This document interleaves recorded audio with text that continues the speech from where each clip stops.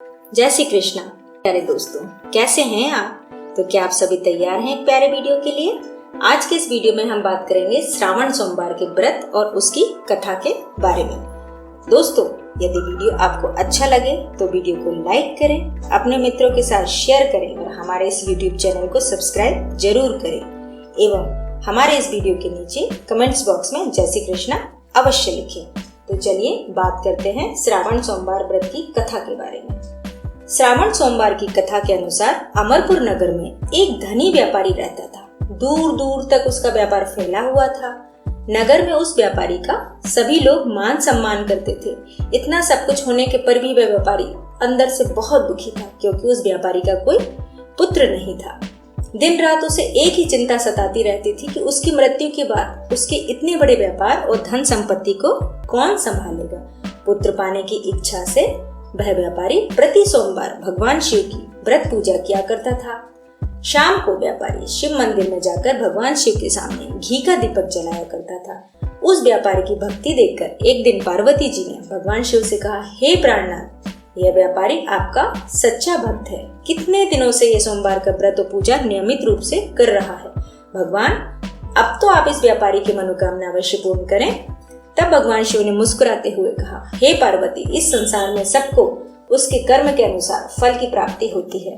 प्राणी जैसा कर्म करते हैं उन्हें वैसा ही फल प्राप्त होता है। इसके बावजूद भी पार्वती जी नहीं मानी। उन्होंने आग्रह करते हुए कहा, नहीं प्राणनाथ, आपको इस व्यापारी की इच्छा पूरी करनी ही पड़ेगी। वह आपका बहुत बड़ा भक्त है।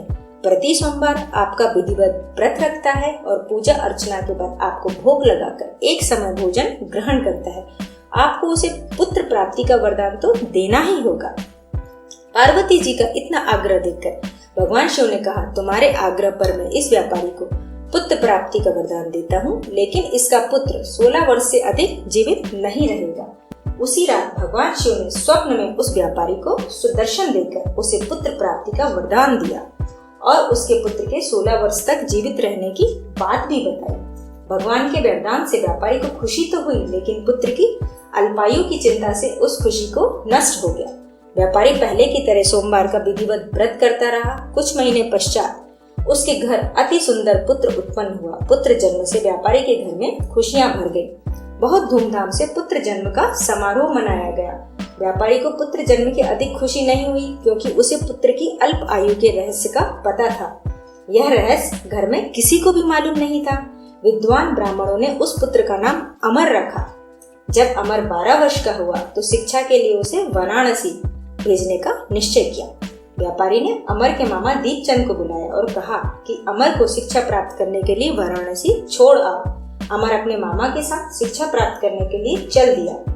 रास्ते में जहाँ भी अमर और दीपचंद रात्रि विश्राम के लिए ठहरते, वहीं यज्ञ करते और ब्राह्मणों को भोजन कराते थे। लंबी यात्रा के बाद अमर और दीपचंद एक नगर में पहुंचे।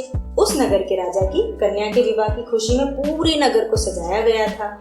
निश्चित समय पर बारात आ गई, लेकिन वर का पिता अपने बेटे के एक आंख से काने होने के कारण बहुत चिंतित था। उसे इस बात का भय सता रहा था कि राजा को इस बात का पता चलने पर वह कहीं विवाह से इनकार ना कर दे, उससे उसकी बदनामी होगी। वर के पिता ने अमर को देखा तो उसके मस्तिष्क में एक विचार आया। उसने सोचा, क्यों ना इस लड़के को दूल्हा बनाकर राजकुमारी से विवाह करा दूं। विवाह के बाद इसको धन देकर विदा कर दूंगा और राजकुमारी को अपने नगर में लेकर आ जाऊंगा। वर के पिता ने इसी संबंध में अमर और दीपचंद से बात करी। दीपचंद ने धन मिलने के लालच में वर के पिता से बात स्वीकार कर दी। अमर को दूल्हे के वस्त्र पहनाकर राजकुमारी चंद्रिका से विवाह करा दिया। राजा ने बहुत सा धन देकर राजकुमारी को विदा किया। अमर जब लौट रहा था तो सच नहीं छिपा सका। उसने राजकुमारी की ओढ़नी पर लिख दिया, राजकुमारी चंद्रिका, तुम्हारा विवाह तो मेरे साथ हुआ है। मैं तो वाराणसी में शिक्षा प्राप्त करने जा रहा हूँ। अब तुम्हें जिस नवयुवक की पत्नी बनना पड़ेगा वह काना है। तब राजकुमारी ने अपनी ओढ़नी पर लिखा हुआ पढ़ा तो उसने काने लड़के के साथ जाने से इनकार कर दिया। राजा ने सब बातें जानकर राजकुमारी को महल में रख दिया। उधर अमर अपने मामा दीपचंद के साथ वाराणसी पहुंच गया। अमर ने गुरुकुल में पढ़ना शुरू कर दिया। जब अमर की आयु 16 वर्ष पूरी हुई तो उसने एक यज्ञ किया। यज्ञ की समाप्ति पर ब्राह्मणों को भोजन कराया, खूब अन्न वस्त्र दान दिए। रात को अमर अपने शयन कक्ष में सो गया।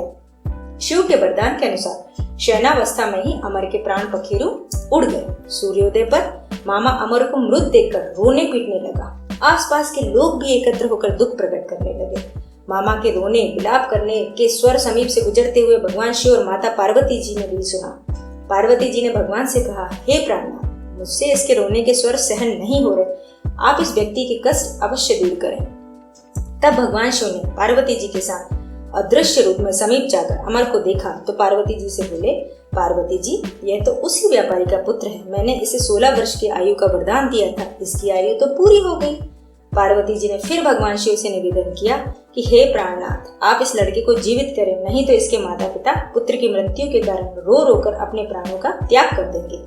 उस लड़के का पिता तो आपका परम भक्त है, वर्षों से सोमवार का व्रत करते हुए आपको भोग लगा रहा है। पार्वती जी के आग्रह करने पर भगवान शिव ने उस लड़के को जीवित होने का वरदान दिया और कुछ ही पल में वह जीवित होकर उठ बैठा। शिक्षा समाप्त करके अमर मामा के साथ अपने नगर की ओर चल दिया। दोनों चलते हुए उसी नगर में पहुंचे जहां अमर का विवाह हुआ था। उस नगर में भी अमर ने यज्ञ का आयोजन किया। समीप से गुजरते हुए नगर के राजा ने यज्ञ का आयोजन देखा। राजा ने अमर को तुरंत पहचान लिया।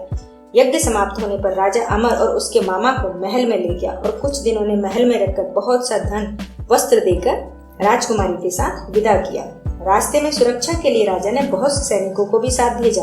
दीपचंद ने नगर में पहुंचते ही एक दूत को घर पहुंचकर अपने आगमन की सूचना भेजी। अपने बेटे अमर के जीवित वापस लौटने की सूचना से व्यापारी बहुत प्रसन्न हुआ। व्यापारी ने अपनी पत्नी के साथ स्वयं को एक कमरे में बंद कर रखा था। भूखे प्यासे रहकर व्यापारी और उसकी पत्नी बेटे की प्रतीक्षा कर रहे थे। उन्होंने प्रतिज्ञा कर रखी थी, यदि उन्हें अपने बेटे की मृत्यु का समाचार मिला तो दोनों अपने प्राण त्याग देंगे। व्यापारी अपनी पत्नी और मित्रों के साथ नगर के द्वार पर पहुंचा। अपने बेटे का विवाह का समाचार सुनकर पुत्र वधू राजकुमारी चंद्रिका को देखकर उसकी खुशी का ठिकाना ना रहा। उसी रात भगवान शिव ने व्यापारी के स्वप्न में आकर कहा, हे श्रेष्ठी, मैंने तेरे सोमवार के व्रत करने और व्रत कथा सुनने से प्रसन्न होकर तेरे पुत्र को लंबी आयु प्रदान की है। व्यापारी बहुत प्रसन्न हुआ।